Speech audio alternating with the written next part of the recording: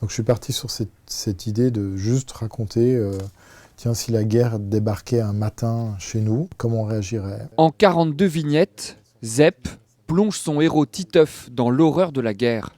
Voilà, Titeuf, c'est un matin comme un autre, il met ses chaussures, son père lui dit tu vas être en retard. Sauf qu'au moment où il lui dit ça, la cuisine explose, son père est sous des décombres. Sa maison soufflée par une bombe, ses amis tués par des snipers.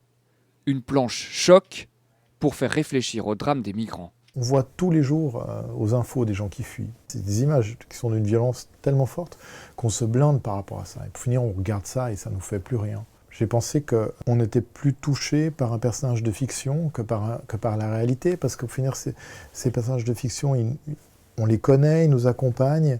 L'histoire se finit par l'exode de Titeuf jusqu'à la frontière et ses barbelés. Impossible de passer sur les 2 dernières vignettes, un carré noir. Il appelle au secours et ça devient tout noir, donc ça laisse pas penser que ça se passe bien pour lui, non. Si c'était nous qui devions fuir, j'aimerais pas tellement que les frontières soient fermées et qu'on soit en prison dans un conflit.